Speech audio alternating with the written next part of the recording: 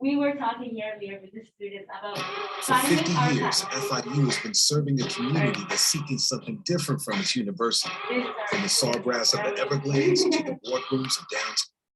Okay. So here we are to talk about the intersection of all of these. Today, earlier with the students, we were talking about finding our path and how we find where we want to serve in the world. And I think this is a very great interest, and we have very awesome professionals here to talk about how medicine, arts are together, and how should we fund all these opportunities and create policies that improve the lives of Americans here. Our host and panelist today is the director for FIU School of Music. She's an accomplished educator, concert producer, arts administrator, and artist manager. Prior to her current position as coordinator of the music business program at the School of Music at FIU, she worked for Pace Theatrical Group, National Broadway Touring Circuit, and the Brower Center for Performing Arts, producing touring shows and educational outreach opportunities. Most recently, she was the Associate Dean of Advancement for FIU College of Architecture, the Arts. Professor Fuller has presented papers in major national and international conferences, such as Midwest Band and Orchestra Clinic, and International Association for Jazz Education. She has published papers and remains active producer in the arts and the art management. Give a round of applause for Karen Fuller. Thank you so much, Camila. This is Camila Castillo, who's a humanities scholar here at FIU in Washington, D.C., and who's done a lot of work for this Arts and Policy Conference. So thank you so much. Carlos Becerra, thank you so much for hosting us. It always feels like home here at FIU in Washington, D.C. So thank you. I'd like to first start off by introducing the panel. So thank you so much, Camila, for introducing me. I'd like to introduce online via Zoom is Dr. Beatrice Currier. Dr. Currier is the medical director of the Cancer Patient Support Center at Miami Cancer Institute and the chief of psychosocial oncology for Miami Cancer Institute and Baptist Health Systems. She is a board certified psychosomatic psychiatrist and leads a multi-specialty team comprised of physicians who specialize in psychiatry, integrative medicine, cancer rehabilitation, and pain management. Dr. Currier earned her medical degree from the University of South Florida College of Medicine in Tampa. Dr. Currier, thank you so much for joining us today. Thank you, Karen, for having me.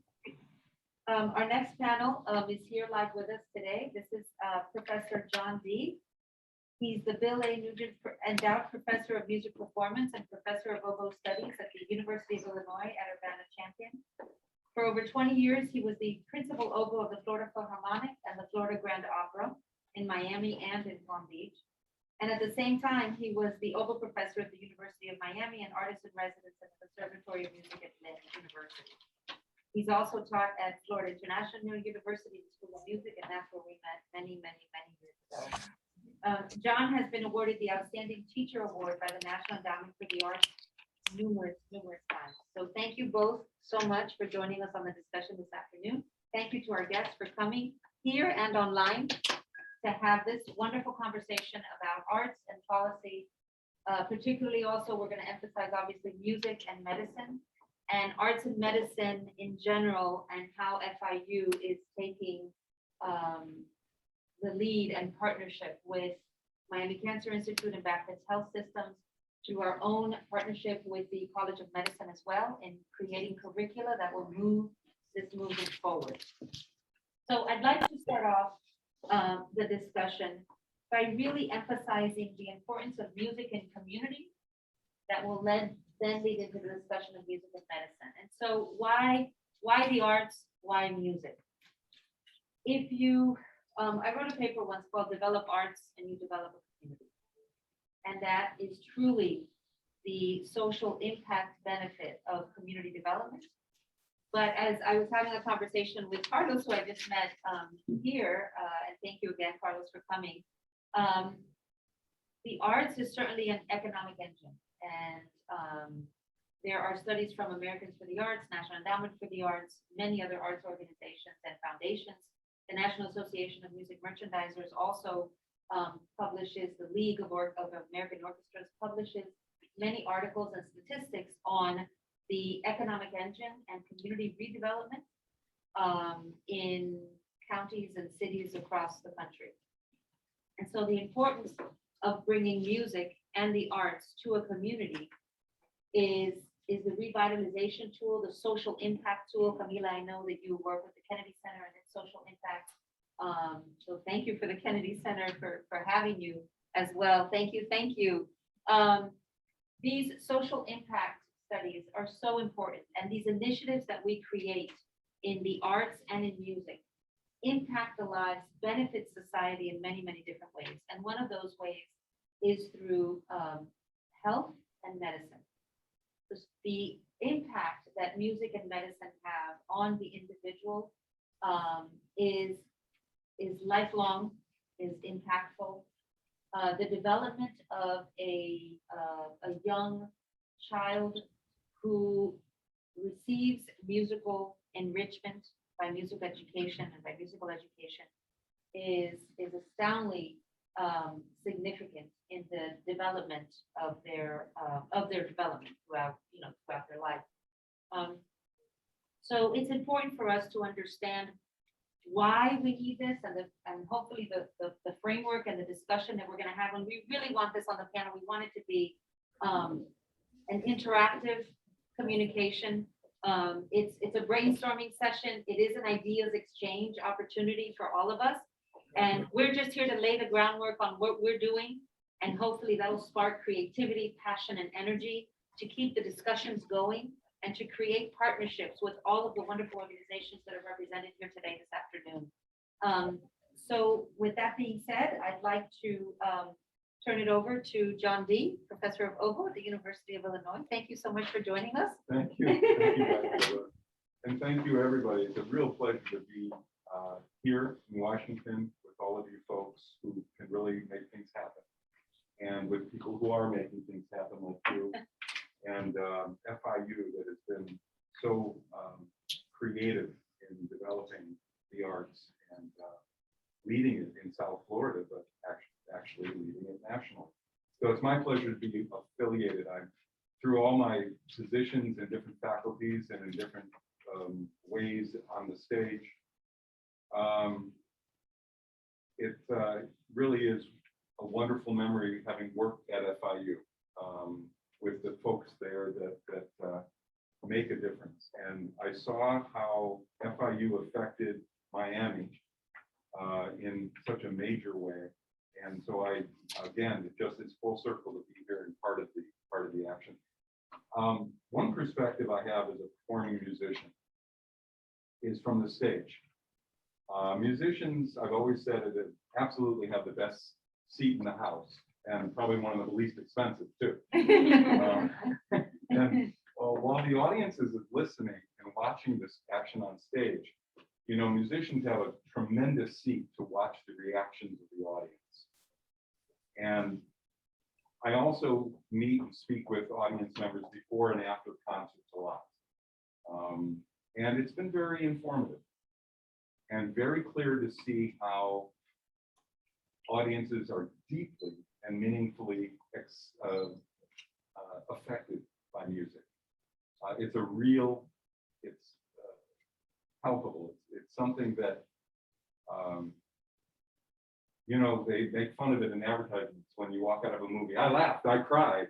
Well, they're doing that, in the performances. So as a performer, I really see that firsthand and right in real time, right when it's happening. And I don't know personally what my life would have been without music. I grew up in Chicago, and it opened so many opportunities and a whole new life. It started with my belonging to an organization and that sense of belonging in school ensembles, the band and the orchestra, like many musicians start. Even many people, many physicians, my brother, for example, who was involved in music for so long and then went on to other things. So there are so many people out in society that have been exposed to music at some point or another and understand the feelings of belonging and the support that you get when you're in an organization like that. It's very meaningful, as was said, at an early stage of development, especially when you're growing up, and even if it keeps you off the streets, because you have something else to do besides be with your friends on the corner. You practice. In my case, I had to make wreaths, so it takes a lot of time to do those things. But I went through from being the opportunities again that, for example, funding allowed in the course of my life as a student, from being in the school band and orchestra to belonging to the youth orchestra, which starts right away with some funding that occurs to support these youth orchestras in various communities, and then into the schools and having the opportunity to go, for example, on scholarship, in my case, to Interlochen Music Center, where my parents couldn't have afforded that summer experience if it weren't for scholarships that came through my youth orchestra that I won by competing. But then I went to Interlochen and I competed in a contest there, and I won a scholarship to go to Peabody Conservatory and 6 other conservatories and universities along the way that were offering scholarship, where again, I couldn't have afforded it. My parents couldn't have done it. And so it became and then as a professional, to see, for example, how funding has been the resource necessary for traveling, for recording, for recruiting, for promoting new music and composers. It's been, and for students, how it's afforded students the necessary equipment that they need to have to participate, or in some cases instruments, and in many cases travel to learn the world, to experience life and to contribute to society. Music brings people together. It's obvious. We all know that. Right here, we're all together. And but it brings people from different cultures and languages and faiths, walks of life, and to enjoy a mutual beneficial experience. And it's an experience where people can leave their troubles at the door and their differences at the door. Music allows also for all of us, whether we're performing it or listening to it, inward reflection. It gives us time to work out troubles, maybe our subconscious. And it allows us to utilize our imaginations, which is where creativity finds its place. It affords space for that. Otherwise, life is a bit of a treadmill. It's clear music is essential to our culture and a vital part of the human experience, I think, for everybody. Something we can all share with friends and family and even strangers. And I think we just need to promote and support it for generations to come. On a medical level, which I know we're involved with a little bit, I'm not a physician, even though I play one on television. We will have Dr. Currier to address that in a meaningful, official way. But as a performer and educator, I can relate to it on some personal levels. And I can attest to the positive and healing impact music has had on myself, and my colleagues, and my students. You know, especially over the last 2 years, these have been very uncertain times and a very difficult time, I think, particularly for students. You know, that generation, that time in your life, it's been a challenge. And I know that many would just be lost without music.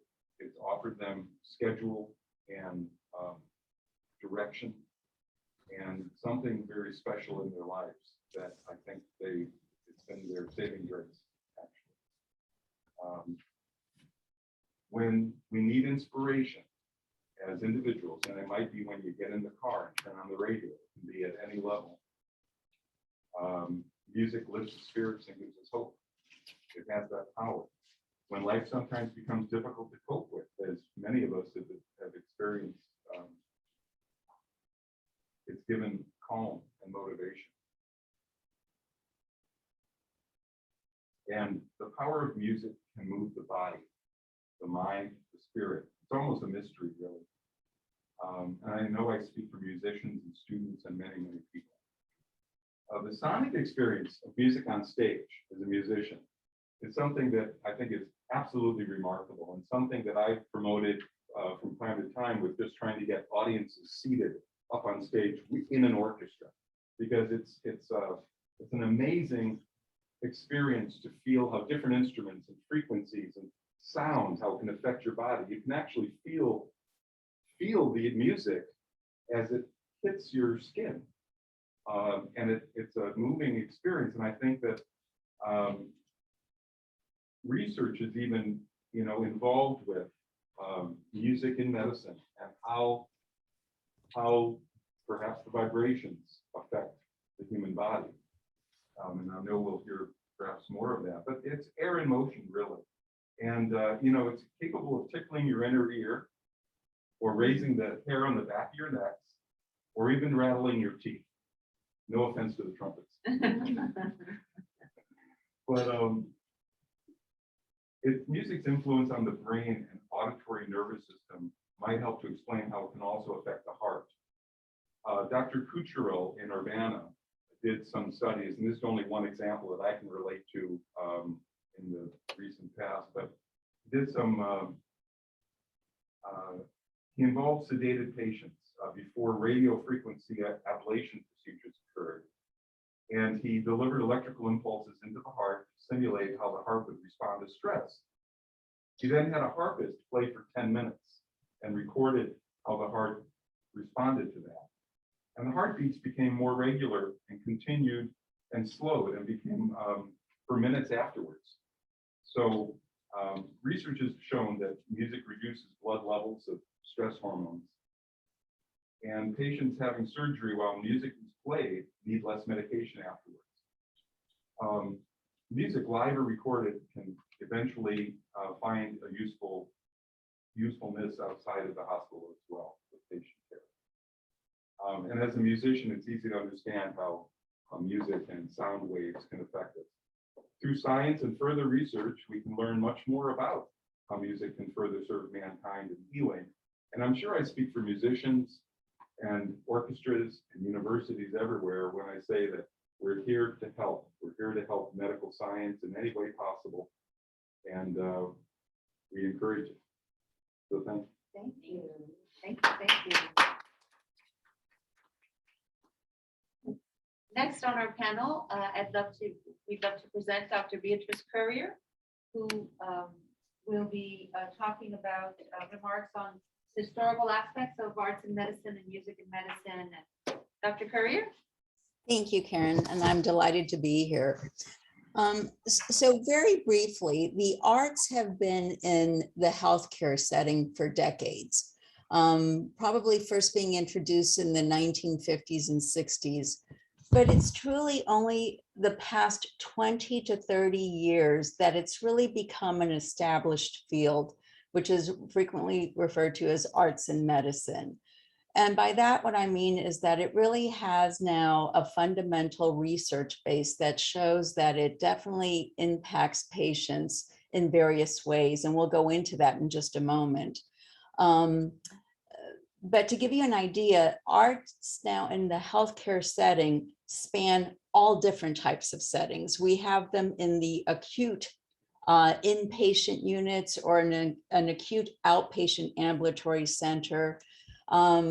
Musicians are now found in the preoperative and postoperative recovery rooms, in emergency departments, in the ICU, and even in chronic care facility like skilled nursing home facilities. And so we're getting more and more research showing the impact of music across all these different spectrum of healthcare facilities, which is just adding more weight to the evidence for what artists can bring in the field of medicine to our patients.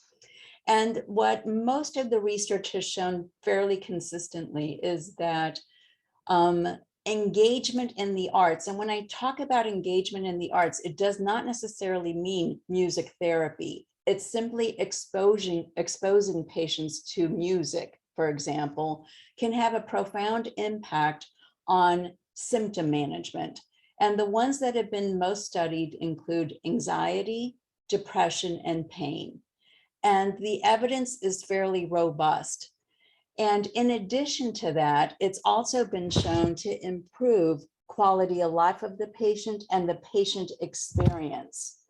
And there are even wider benefits to that in that it's been shown to be cost effective. And this is especially important for healthcare administrators in terms of supporting this type of work, in that they have found that by exposing patients in the immediate preoperative state or postoperative state to music can diminish pain levels. And as a result, it diminishes the use of narcotics in those patients and those set of setbacks with side effects that you may develop from that. And it actually diminishes the length of hospital stay, which is really critical in supporting its impact on its cost effectiveness when brought into the hospital setting.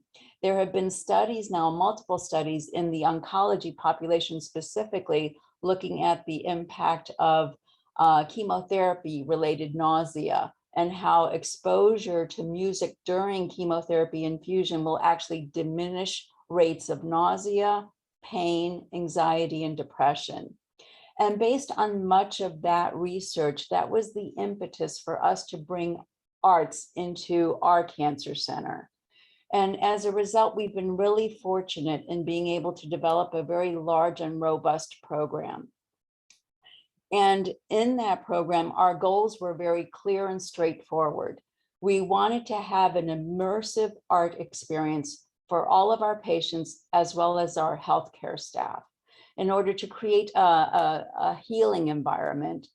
And the agenda in doing so was that we were going to be able to impact 1,000 patients per day. We have 1,000 patient visits every day. This is an ambulatory and outpatient cancer center here. And in addition, we're impacting 200,000 individuals per year when you take into account the number of caregivers that come with the patients. So we knew that we could have a very profound way to engage patients in a large volume of patients in a short amount of time. We also wanted to improve their quality of life by reducing the physical symptoms that they can experience during chemotherapy, as well as the psychological, the anxiety, the stress, and the depression.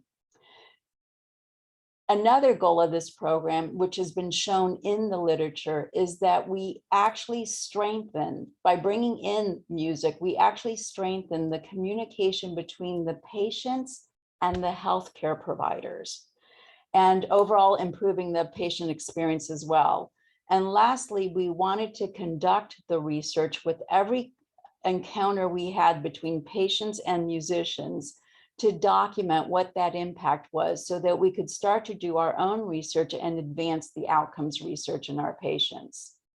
And the last goal was to start training future musicians and visual artists on the curriculum and the training skills that they needed to become artists that could work in the healthcare setting. So it's been a very exciting year. We're coming up on a year since launching the program. And the findings have been remarkable in that we've now got data on 1,000 individual patient encounters where we've been able to survey the patients, specifically looking at anxiety, depression, and pain, and the overall patient experience. And the results have shown that over 95% of patients have reported significant reductions of anxiety and depression, and 80% have reported significant reductions in pain during the chemotherapy infusion period. The patient experience and the patient satisfaction surveys have skyrocketed. So our administration is very happy about that as well. And we're really excited because now we've just gotten designated as one of the sites in a $3 million grant to study the impact of music therapy in a randomized controlled trial for the treatment of anxiety in patients with cancer. So the testimonials that we get from the patients is inspirational. And it's just been a tremendous, tremendous experience. And I'm delighted that we have this opportunity to share that with you in this forum. Thank you. Thank you so much. I think this is the perfect time as soon as we get, I'd love to do around the table to introduce everyone that's here. And I'll do that shortly. The discussions that Dr. Currier and I have had and the opportunity, thank you so much, Dr. Currier, because she's the one that came to us. She came to FIU and she said, I have this wonderful idea. I've done research on it. She has collaborators across the country, obviously on the medical professional side, but also she has colleagues that have helped us understand arts and medicine. And I'm very proud to say that the FIU School of Music will be launching a program, an educational program for arts and medicine. And what this is going to do is allow students to explore the connections between arts and health, music and health, also provide job opportunities, right?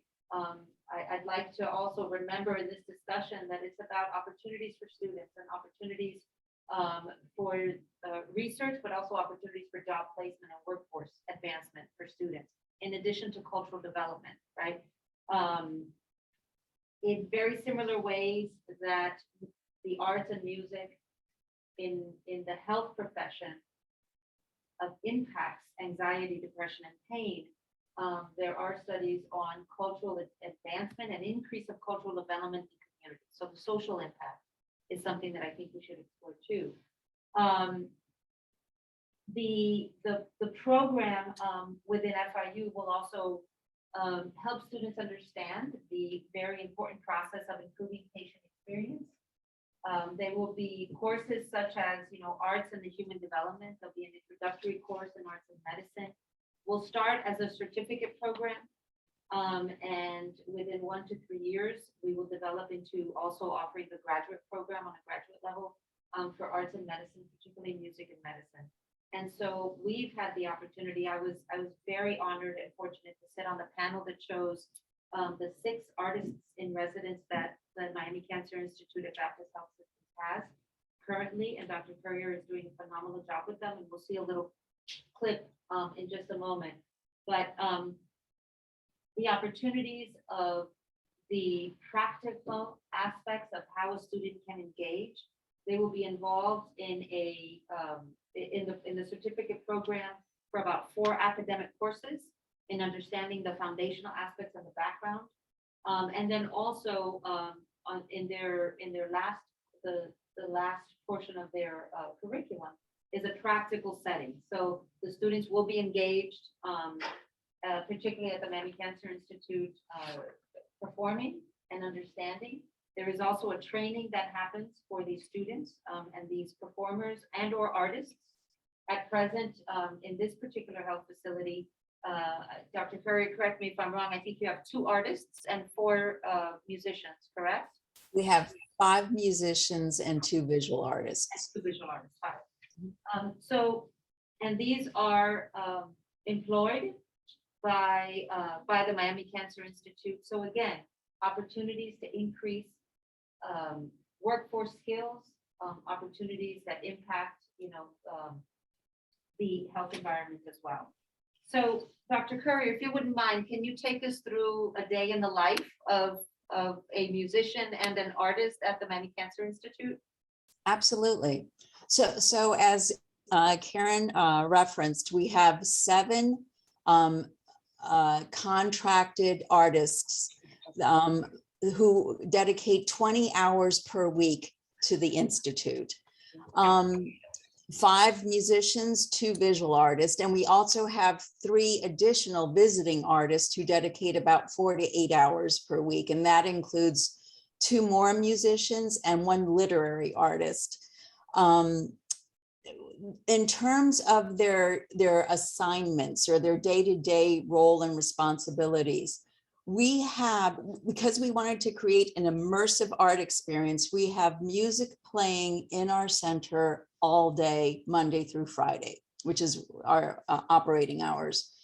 And the musicians and visual artists are assigned to different public areas. They may be in the main lobby, in the waiting rooms for both the clinics, the radiation oncology unit, and the chemotherapy infusion unit, as well as in the individual infusion units with the patients one-on-one. So we encourage both a group or open engagement activities in the waiting room, as well as one-on-one encounters, which are probably the most poignant for the patients. We rotate the artist so that the artist has an opportunity to be in all the clinic areas in both adult and pediatric clinics. And they are dedicated certain times. So it's a schedule that they rotate through so that we have constant movement and variety for both the patients and the musicians. The consults or the referrals for individual patient encounters are done on a daily basis. And those referrals are generated either through the patient self-referral. They'll when they get to the chemotherapy infusion unit, they'll ask the nurse, could you please send me one of the musicians? And they get to know the patients because it's a rotating, they're coming every couple of weeks for chemotherapy, and they'll start to request a particular musician because they developed a relationship with that person. So the patients can request the consult with the musician. The caregiver, who also is with the patient during chemotherapy, also can make a request. The nurses and the physicians also put in orders to have the musicians come in to see the patients. In addition to individual performances, many of our musicians also are doing group performances, and they also give monthly big group concerts, usually along the theme of whatever is going on socially in our community. This month, for example, is Black History Month. So there's a dedication to music that has come out by Black composers, for example. Depending on if it's a particular month that we recognize a particular type of cancer, it would also focus around music relevant to that. After each encounter with a patient, the individual one-to-one encounters, we have our research assistants coming by to collect data from the patient if they're willing to participate in our survey in order to rate their symptom severity. And that's how we're collecting the data. But it's been a wonderful experience. We round with our, so the musicians are rounding on a daily basis. And then once a week, we round with them individually and as a group with the artist to help them process how has the week been going. Have there been any encounters that have been kind of emotionally charged for you or difficult, so that they can help to process those encounters. So it's just been a wonderful experience. We're very excited with this opportunity to partner with FIU. We wanted to reach out to an established, highly regarded academic institution that had a renowned school of music to work with. And we just think it'll be a very exciting partnership. And once we start this, roll this out in terms of developing the graduate certificate practicum requirements here at MCI, we're really looking forward to the ability to bring in practicum students to supervise them and have them involved with research and clinical protocols along with us. So it's been a great experience. All of the musicians, our idea is to try to maintain them every year. We renew their contracts based on how they're doing, if we find it's a good fit for both the institution and the musician. And I will tell you, all the musicians have said this has been a transformative experience for them. None of them have had experience of working in the healthcare setting before. And so it's been a wonderful experience. They have grown as individuals, and they talk a lot about the impact this has had on their development as well. So it's been just great. Great, thank you. I think we have a video that we'd like to. Please, and this shows also the impact, not just on the patients, but also on the caregivers and the healthcare providers. Go ahead.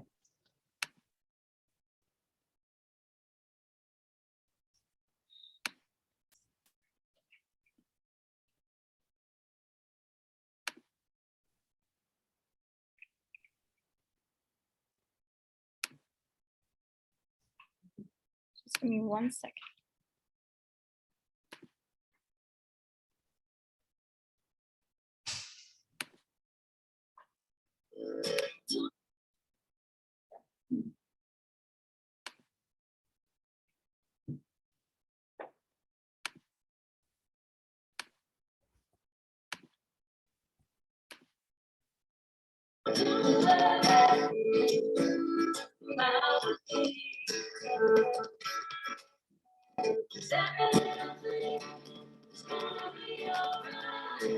The Miami Cancer Institute has developed an arts and medicine program.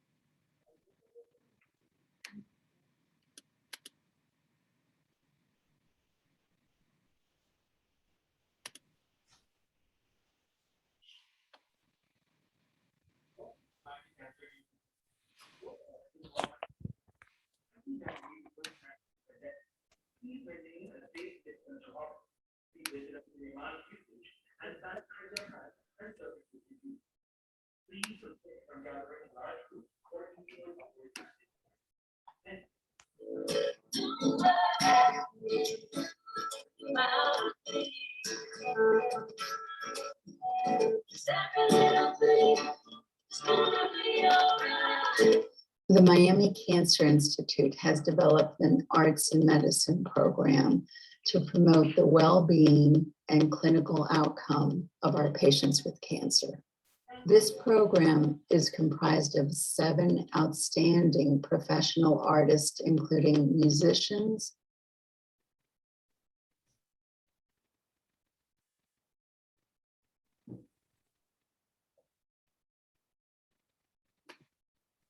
Okay, well, I think we should stop the video.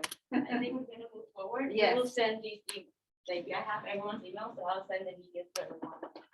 Anyways, I think, Yeah, that'd be we have great. a very good idea of how the Miami Cancer Institute. Yeah. So moving forward, I think it's a great opportunity to start to get to know each other, and we can have an open dialogue and interaction. I'd love to keep in mind the opportunity of music and its impact on education. So obviously, having discussions about K through 12 would be a great, opportunity to kind of expand the conversations with. I think music and community, so the social impacts of music and community, the health impact, right, the medical impact that arts and music obviously have on the patients. Keeping in mind creative economy, arts is an economic engine for creative economies, and I think that that's a discussion that we should definitely keep in mind. And then understanding how we can move forward and increase arts and cultural funding for social impact, for health, arts, and medicine moving forward. So I'd love to take this opportunity now, if we wouldn't mind going around the table and around the Zoom and introduce yourself by your name and the organization that you represent. And then we can have our dialogue. So why don't we start on Zoom? Ms. Polk? Good afternoon, everyone. My name is Barbara Polk, and I'm the Chief Administrative Officer for the Kennedy Center. And I'm happy to speak a bit about some of the activities that are occurring with the center around social impact. Social impact obviously is something that the label could certainly apply to all of the art that we put on our stage and our community outreach. But specifically, we've created a department called Social Impact, which has begun over the past 2 years, despite some of the disruption brought by the pandemic, to really build strong relationships within our community, both locally as well as nationally.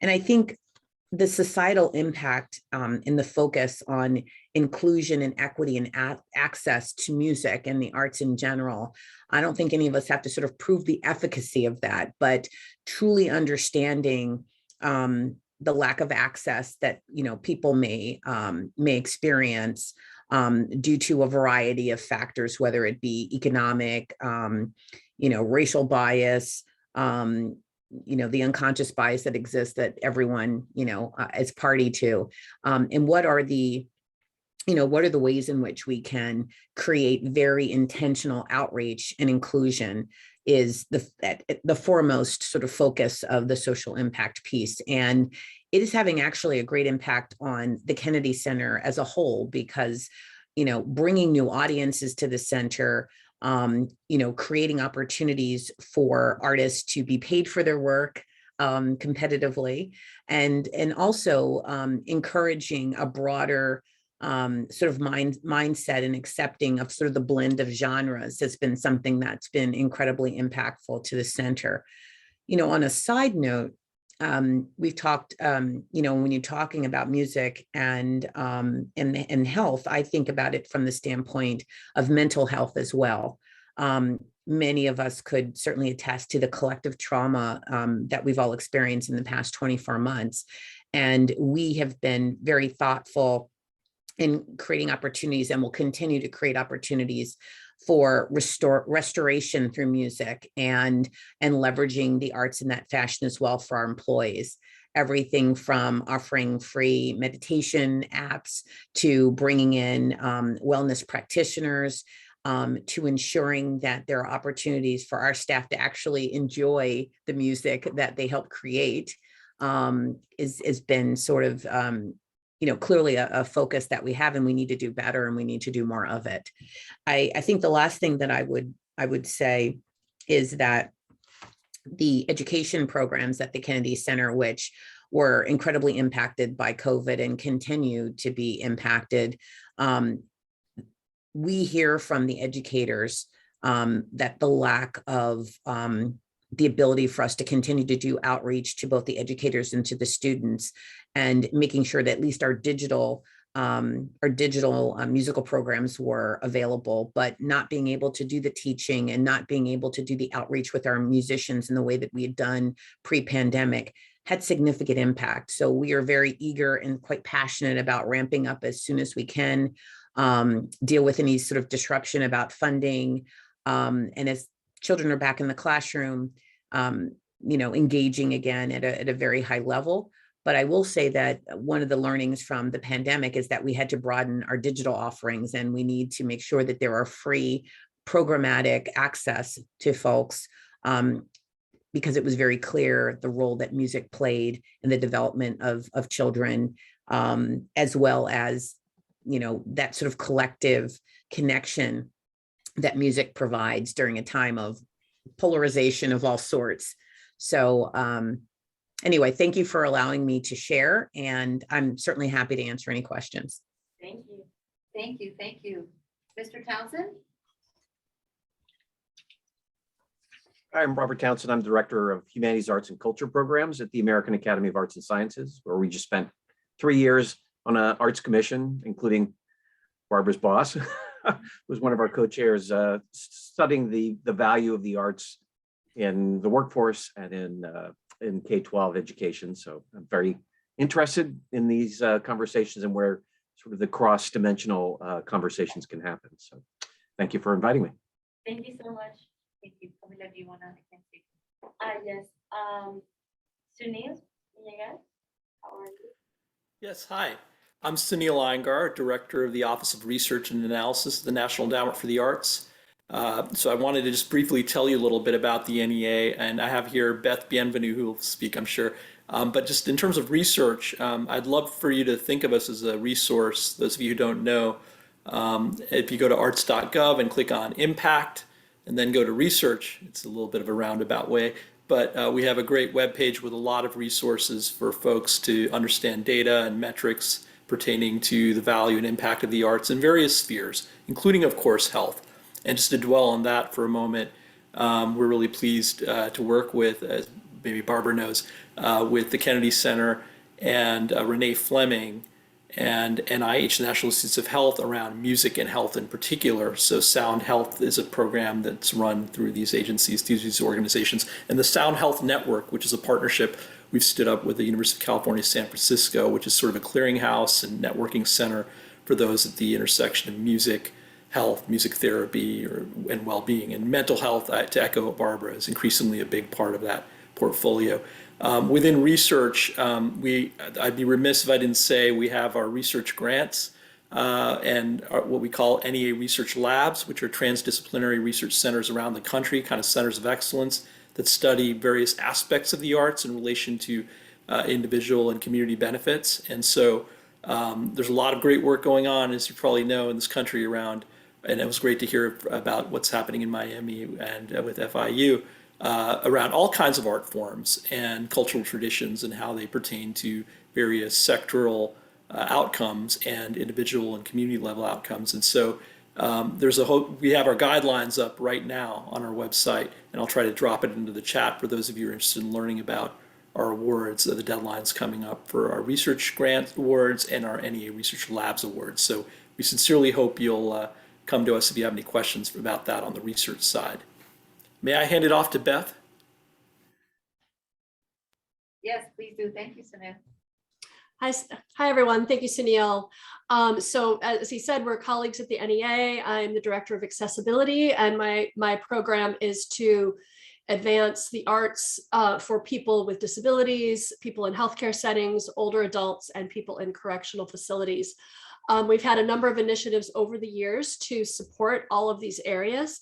And including some early on, I want to say, not super early, but in the 2000s and early 2010s, we supported consultancies in healthcare settings to advance the arts, to help build capacity. And I think that really helped to spread and seed the field throughout the country. And we've worked, that was with the Society for Arts and Healthcare. And we're now working informally at this point with the National Organization for Arts and Health to help them with this, continue this type of work. We also did some work with the National Center for Creative Aging before it closed. So I think that the NEA has really helped to build these fields over the decades. And I also want to note that that we do also partner with the Kennedy Center with their Office of VSA and Cultural Accessibility with their LEAD program. So, we do work to advance accessibility to the arts for people with disabilities. And so I see an overlap with all of these areas. And I also just want to also note, I don't think Sunil mentioned our Creative Forces program. Creative Forces. I'm so glad you mentioned it. Yeah, why don't you, I was about to say, go ahead, please go ahead. Oh, well, actually, why don't you go ahead, because you work more with the research connection there. Well, I didn't want to hog up this, but this is something I forgot to mention, and I'm throwing the stuff in the chat, but I realize it's only good for those of you on Zoom, so maybe I can trust the people in person to share that around.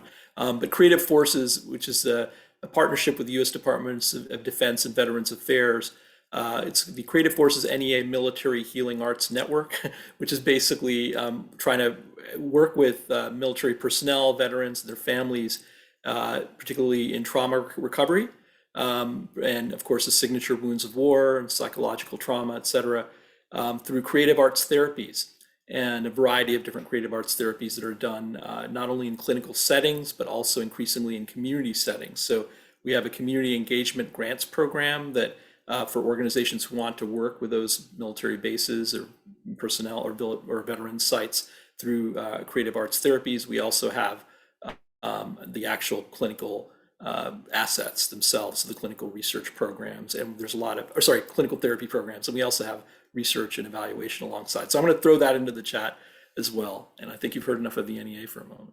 Well, and just one more other little thing, you know, we have our regular, we have our regular grants for arts projects and, you know, deadlines, a couple of deadlines throughout the year. So if you work with arts programs, you can encourage them to look at those. And we typically don't fund the creative arts therapies. We fund more the arts and health programs, but you know, other than special programs like Creative Forces. So I just wanted to note that. We'll Great. pass it back. Thank you so much. Karina?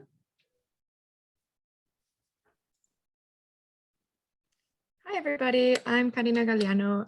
I am the program manager for Creative Alliances in the Social Impact Department at the Kennedy Center.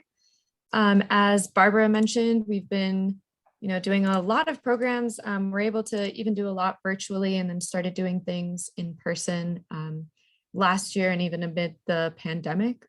So really excited to be here. Really excited to have Camila with us this semester. Thank you so much. Great, thank you. Pedro? Hello, my name is Peja Kovacevic. I'm a musicologist, arts administrator, a music producer, music writer. First, I graduated from the University of Belgrade, Serbia, and after that, I graduated from the FIU School of Music. I'm here as a guest. I work for Arts at Buddy LLC, the company that runs music programs in different elementary and middle school around Miami-Dade and Broward County. And I'm also a founder of Soundologia, that platform that promotes the experimental music, arts, and technologies. And inspired by this discussion, we are bringing actually there on that platform, we are bringing guests to speak about contemporary music, arts, technologies. And inspired by this discussion, I will definitely bring someone to be my guest on the podcast to speak about this tremendous and important topic, how the music and arts have impacts on the health and medicine. During my musicological studies, I didn't have so many classes related to music therapy that has becoming a very important field area in music and schools of music and in general schools that nurture medicine and arts and those things. But I can say that I published one paper after discovering Pauline Oliveros, one of composers who invented and who created a theory about deep listening and who explained how the listening is different than hearing. And that theory is very useful in meditation, in medicine, and those things. So thank you for inviting me to be a part of this very inspiring discussion. Thank you so much. Thank you. Now at the end of the table, going right, Carlos, next to. I'm Andrea, I'm the Congressman Diaz Pilar.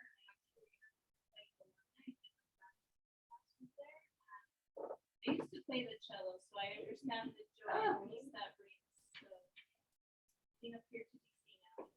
Thanks for having me. No, thank you for coming. My name's Elizabeth. I'm the Congressman Diaz Pilar's office as well. I'm the legislative assistant. Great. Amazing. I wanted the Congressman shout out, he helped lead the Hispanic Serving Caucus.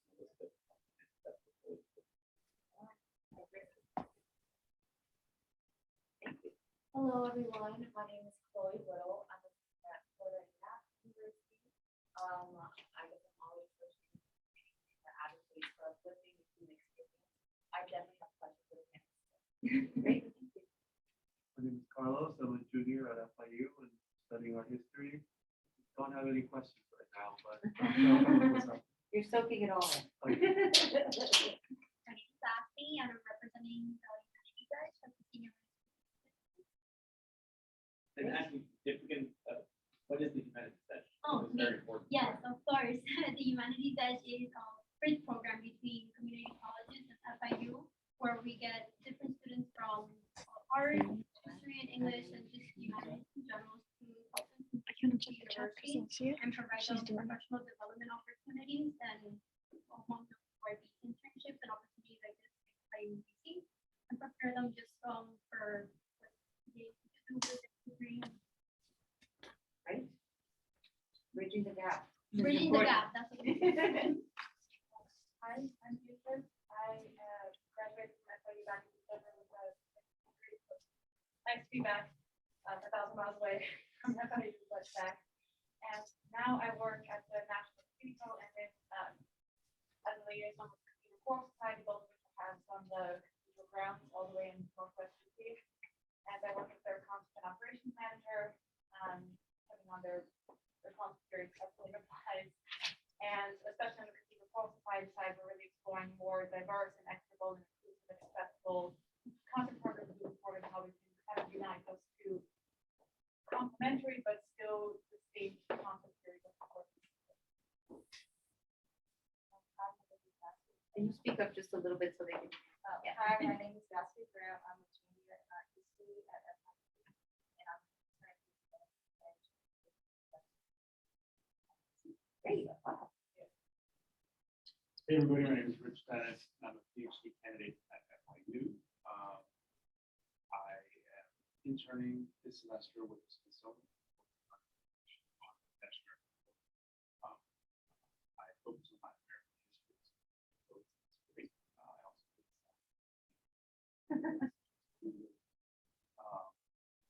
and yeah, this has been really eye-opening. Like I didn't think too much about that connection. And now I'm connecting it music therapy and also seeing people.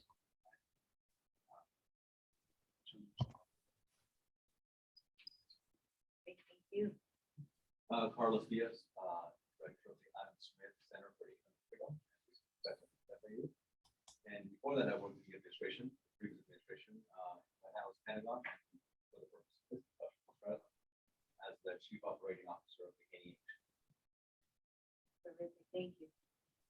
Hi, I'm Eric Feldman, and I manage student programs here at FIU Washington, D.C. It's a pleasure to get involved today. Terrific. Hi, my name is Sarah Pisawana, and as a medical the deputy staff director, and I always find that really insightful. I think this has been really exciting. My PhD is and it's really amazing to see the work. Sarah was a key participant in the last pre-pandemic program on brain health. So appreciate it. My name is Sheila. I work in Starving. I handle the foreign affairs and defense portfolio, so I don't really work on with it. I graduated from FIU in Boston, so I did, and I was general manager at the radio station. It's a little bit of music, but not that. Great. Thank you so much. So I think that this is a great opportunity. I hear that there were some questions already, and I think we should just dive in so that we can get on a healthy discussion. Can we Yeah. start? Yeah, absolutely. Again, Elizabeth. This is more directed to Dr. Currier. I was just curious to know if there's been research done on what music surgeons choose to play during surgery and how that impacts post-op to the patient. Karen, can you repeat the question? I couldn't really hear her. Yeah. How, if I'm correct, how surgeons choose their music and how that affects the post-operative experience for the patient. Well, in the various studies, it was focused on what the patient's request was, and it was pre-operative. And one of the theories behind this is the music actually helps to lower systemic cortisol levels. And the lower the cortisol levels, the better the outcomes typically. That's why most surgeries are scheduled so early in the morning. That's when cortisol levels tend to be lowest. So that's one of the theories behind it. And the issue with pain has a lot to do with dopamine transmission. When you're listening to music, typically one of the reward centers in the brain is stimulated by dopamine. There's a higher release of dopamine, which stimulates the pleasure centers, and that helps to dampen the impact of pain, the proprioception that goes up to the brain. So there's a couple of theories in terms of the neurochemistry behind it. Great. And then I do have one more question. So are the current artists and musicians that are at the Cancer Institute right now, do they have like monthly wellness checks with their supervisors or admin? You mentioned that some patients will request the musician or the artist and are just unfortunate terminally ill accident. Does that play a part in should a patient pass, and that just trying to check the mental health of our students? The mental health, right, the mental health of the artist, so that if they're chosen by a patient over and over and over again and the patient is terminally ill, God forbid that the patient passes away, is there, I'm assuming, is there a system for mental health? Checking in? That's specifically why I meet with them I meet with them once a month. Our administrator meets with them every week. I'm a psychiatrist, so we always kind of have our finger on the pulse of how they're all doing and how they're coping with the patients. And we have had some losses, but typically we help the artist to process through that. Mhm. Thank you. Other questions? Yes. Yes, this is Chloe speaking. There's no denying that there's the performance indicators that the Arts Better Society, that the creative economy is a tremendous part of the GDP of the United States of America. Even today, when Professor John D. walked in and asked, do we have any musicians? I completely forgot my trajectory in the arts. Always spoke with such conviction.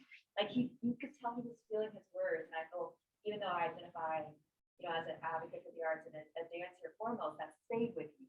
I was too afraid to go over scales in this class. And he said, you have to just tap your foot to get time to measure. You have to feel the music. And from that exposure, I went into studying classical ballet. But my point is, I'm always going to advocate for dance, and I hear that this program is grasping the music and visual arts, but I think by incorporating other interdisciplinary approaches to the arts, we can also offset ableism, for people who have a more tactile approach to life, to people who may not be able to hear, but to see somebody feel this movement going through different situations and medical facility. Yeah, so that's more of a recommendation as an artist, as a dancer, as someone who started out with music. I'm so happy to learn about a program such as this. However, I am very curious about disrupting systems of oppression through the arts. I feel like that is my go-to, my journey to dance. That's what my passion is. I'm wondering, with that in mind, are there any plans to possibly engage in study with programs to offset the Black maternal mortality rate? How can music be used as a method to possibly bridge this relationship between the tension between the Black community and medical treatment? Another thing I'm curious about, maybe this is specific to Dr. Currier, I've had loved ones talk about their experience through chemo, and I've heard over and over how traumatic radiation therapy is. And I'm just curious to know, at the Miami Cancer Center, if the musicians or the artists are able to help patients going through that as well. Thank you. We do not go into the radiation chambers while radiation is going on, but we're seeing these patients all the time before they go into radiation. The anxiety is very high. Pain levels are typically very high. So those patients were definitely seeing them. They're requesting the artists, the visual artists, as well as the musicians. And we're actually trying to create playlists for them, which are their favorites, so that they can go in with those playlists, and it's played in the radiation suite while they're there. And to address your, I'm a former dancer as well. I did flamenco dance for many, many years. But to address your topic on through the arts and really oppression through the arts, at least at FIU, we do a lot of music in community. Now, I'm the director of the School of Music, but the theater department also goes out into the community. I'm doing research now in an area in Miami, Liberty City. And that's where I actually developed my research on developed arts, developed community. And so we're also speaking with the College of Medicine in their neighborhood health program to be able to go with them while they're doing the patient visits and to create areas and opportunities in that community for gathering after, after they're seen, gather at X, Y, and Z, whether it's a place of worship, whether it's a community center, to really engage and be able to feel that experience on a music performance level. So I'm hoping that those will impact, the community to come in and share the experience of the art form, whether it be theater, whether it be music, or whether it be dance. So hopefully we can touch base on some of those topics. Yes. I'm curious, have you all looked at religious music or religious poems or hymns and incorporated that in therapy? Dr. Currier, here we have Sarah. She's asking if there's any religious music or religious chants that a patient could request, or that you guys play when there's a faith involved in the patient. Our artists have an extensive repertoire of music, and Christian music is part of that. So certainly if the patients are requesting it, we have it available to them. I haven't posed that question specifically to the artist, so I can't really speak to that. But they do have it in their repertoire. I actually I've always felt this urge and need on a number of levels. And through my own church, I made a CD of meditative music for oboe and organ. I had worked with a famous organist, Diane Bish, down from Miami, Florida International. She does a television show, international television show, and I've been on tour with her. But and so I made these little 1, 2, 3 minute pieces, a full CD of this oboe and meditative music based around some religious music, but all of the things, Jim Nepti, number 1, number 2, things that are very sati, very calming.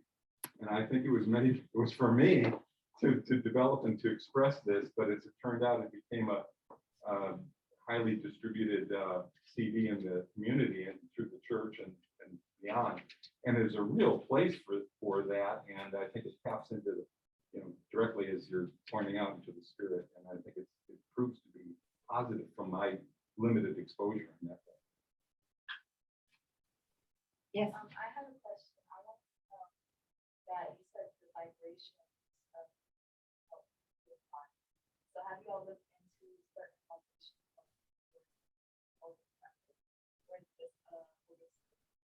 which higher because I know some they try to tap into one don't let them know or is it a specific My exposure, as I had mentioned locally with one of the researches that was done with live harp music, as it affected the heart, was quite limited. Dr. Currier may have a lot more to say about any specific organ research that might be affected in different ways by different kinds of music. What was interesting is in a research study that was looking at that in terms of vital sign changes, it was interesting in that there was not any particular genre of music that was a predictor of lowering heart rates or blood pressure. It was patient-specific preference that drove that. So if a patient likes hard rock or or rap music is what's relaxing to them, then that's what worked for them. So it was, at least in that study, it was patient preference that dictated what was effective in lowering the blood pressures. If I could add to that, I love to practice meditation, and there is like in Spotify, you can look for music that has like an H, it's called like HC, that's the frequency levels of the music. And you can look for, you put HZ and you put anxiety. And there's a specific frequency that helps you calm your anxiety. And I've used it. Like I don't have scientific proof, but I am my own experiment. And it really helps. It really does help. Like starting it, I don't think organs, but emotions or situations, it has been really helpful. I'll just finish that comment. My dad is a cancer patient. They noticed that he was singing something, and they asked him if they wanted that played, whatever he was singing, and he told them that he was singing Quran, and that they got that, and they played it for him. Did you hear that, Dr. Currier? I can't hear it, no. What was said? Her father is a cancer patient, and he was singing, and they asked him, what are you singing? And he was singing the Quran, and so they asked him if he would like that played. And so they found it and they played it, and it made him feel better. That's wonderful. Yeah. So my question, I don't know if Dr. Currier can hear me. If you can allude or provide any additional evidence, maybe at MCI, between the effects of music and EFT, so emotional freedom techniques, and patient outcomes. We can't at this point. Our research has just started. I suspect that when we start the MELODY study, which is the 3-year study we hope to launch in about 3 months, we'll be able to start collecting that data. But with the data we have now, I can't. Thank you so much.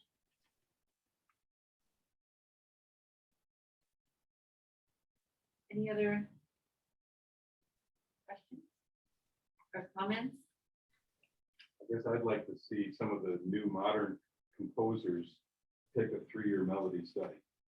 Oh, Because yeah, sometimes, you know, there's That's right. a lot going on besides melody. So I think that's a tremendous study to be coming up. That's a great endeavor to see how that affects. absolutely. We're really excited about it. And it's the first randomized study of its type in the oncology population. I have a question, and I think I'm gonna turn the tables right here because my question is more for students and us young adults. How interested would you be on community programs or community events that help you develop any of these, like that help you with anxiety, stress, and all of these mental health issues that we are pretty much going on right now, related to the arts? So an arts painting opportunity or a music concert that is focused on meditation and relaxation. How interested would you be, and what would make you participate more? Anyone? I interned at a museum in Miami Beach called the Wilsonia. And we just started a program there for employees where once a week we do an activity together. So the last week I was there, we all painted together, and next week we're gonna watch a concert together, and it's almost like we're trying to do this as a group, I guess, and as a way to, like, I guess, engage with each other in a different way, you know, but using the arts as a way to communicate with one another outside of work, you know, but within a working environment. So yeah, that's really good. That's amazing because it also helps you build a community and Absolutely. connect beyond what your work or your tasks are. It helps you a lot. That's amazing. It also, I think it's important because we're all coming from a 2-year like enclosement in our homes, and now we need to connect with people, and it can be difficult to re-engage in it. So like the arts put you in an uncomfortable position that then you are passed through it and you are more open to explore opportunities. And I feel that's amazing in a work environment, in a university environment, or in any kind of community building environment. anyone else has like ideas on how we could create it? Because I think it's very important to think about patients that are ill right now or that need this kind of treatment, but it can also be a preemptive opportunity to engage with the arts, to maintain yourself in a healthy situation, a healthy mental state that can prevent future illnesses in our lives as a young adult. Right, and I think developing through the, now kind of taking that and saying, okay, how on the national level, the state level, but even in your individual, region or city level, cultural understanding, in Miami, 85% of our middle schools don't have music, theater, or dance programs. So how can we get back to that? To develop and understand the cultural appreciation of the art form, but also understand that it can have a social impact and that it can develop community, it can develop, social responsibility. So we're not necessarily talking about corporate social responsibility, but cultural social responsibility. I think that, that's a topic that I think would help communities so that when they're in the middle school, the elementary school, the high school, and I think they probably have to leave, but maybe Rob Townsend is I'm certain keenly aware of this. The outreach programs that the Barbara Folk was talking about, for the Kennedy Center, they happen throughout performing arts centers all across the country, and they're so impactful, for students, younger than you, right? So that hopefully, I would love to see a discussion like this lead to cultural development, bringing it back into the, into the system of education, into, having social sciences, having the arts and sciences, kind of develop, more and more. And I think that it would then be almost a fait accompli that we would all understand that cultural understanding or cultural appreciation is something that is developed and from, not only from the research, obviously, aspects of it that could help on the social level, on the mental health level, but I think also as a society. So I would love to continue kind of these discussions with members that have been here, members that have had to leave, to see how we can tie that, more on from the national level to the state level to then the individual, even cultural affairs councils at each individual, county or anything like that. I see that Olivia Roberts has joined. I'm not quite sure she was here prior. Do you just want to say hello and introduce yourself? If she's there. Hi, yes. I'm so sorry that I can't join in person. I was pulled onto a last minute project at work, so I'm joining fairly late, but I'm glad to be here. I have to thank Camila for inviting me. I am Olivia Roberts, and I currently work at the Department of Justice and Public Affairs. And so I'm just really excited to be joining you all today and to hear a little bit of the discussion that's going on. So thanks for having me. Great, thank you. Okay, and yes. I just had a follow-up comment on what you were saying. I think, it's hard to realize that the creative economy is in a recovery stage of trying to return, but also the individuals who make up the creative economy need a way to survive and be resilient as well. And I think it's people that innovative programs such as this, they're bridging, advancement and healing for the community, but also the people who make up what we call the arts and culture sector, away from them also to recover.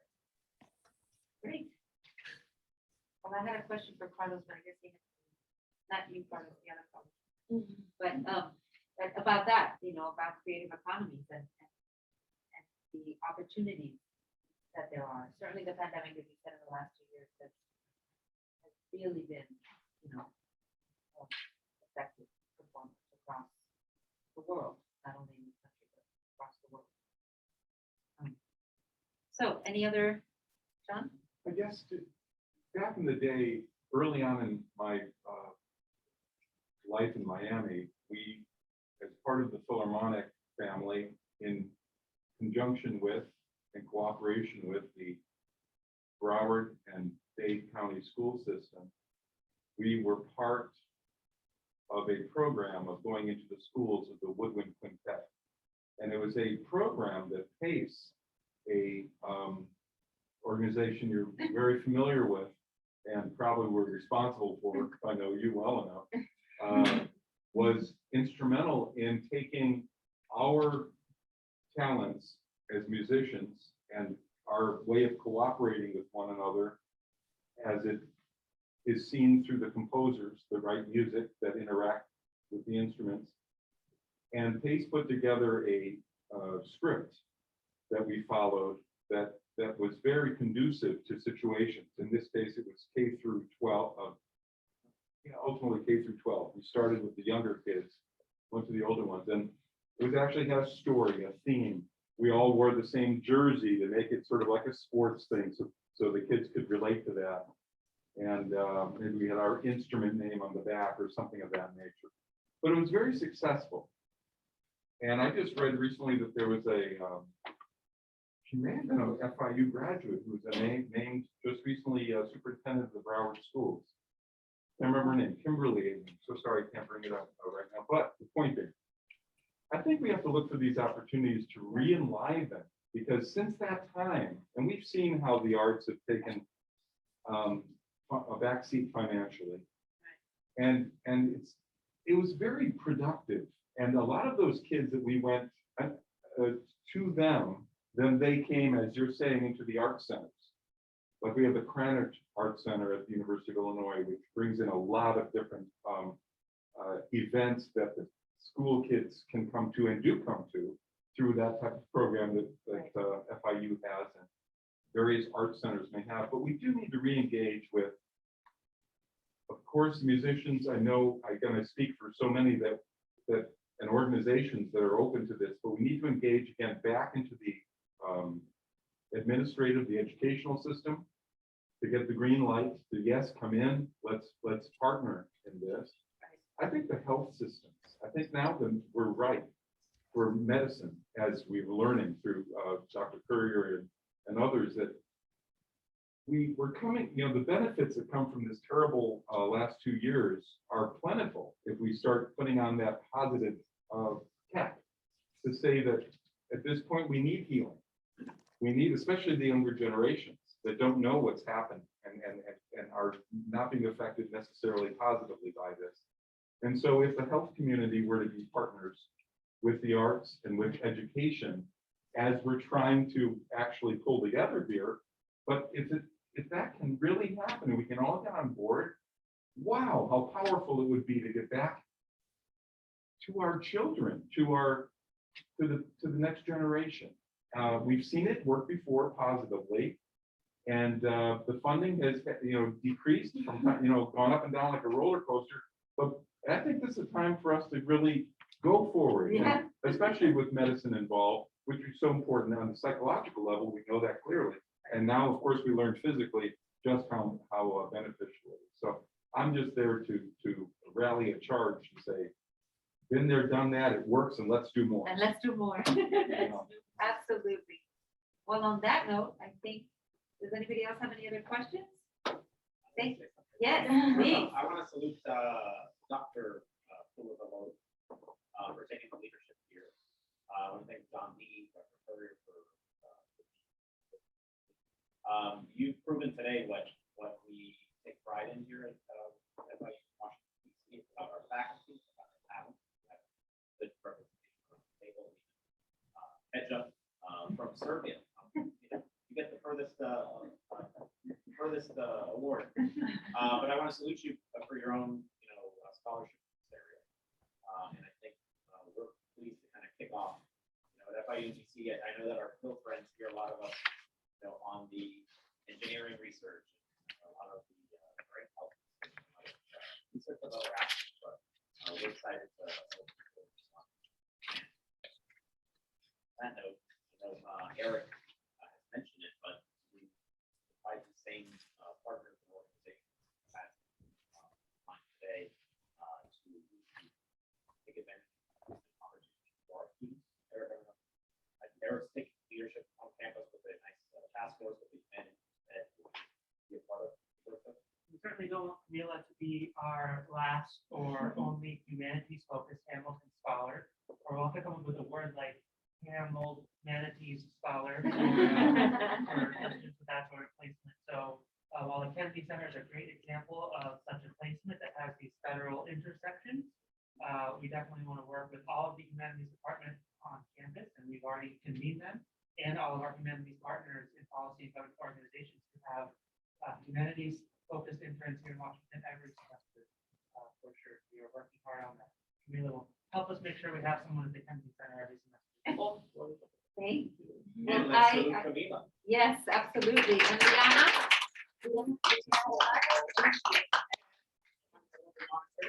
Oh, yes. Daniela. Daniela. And I'd like to personally thank again, oh, Taylor, there you are.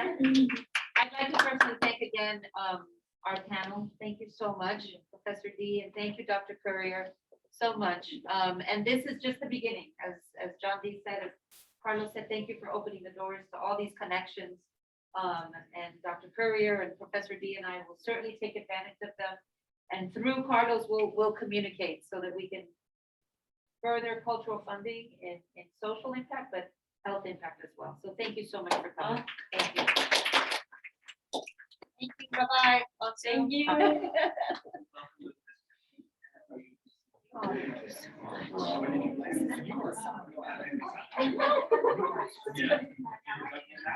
Yeah.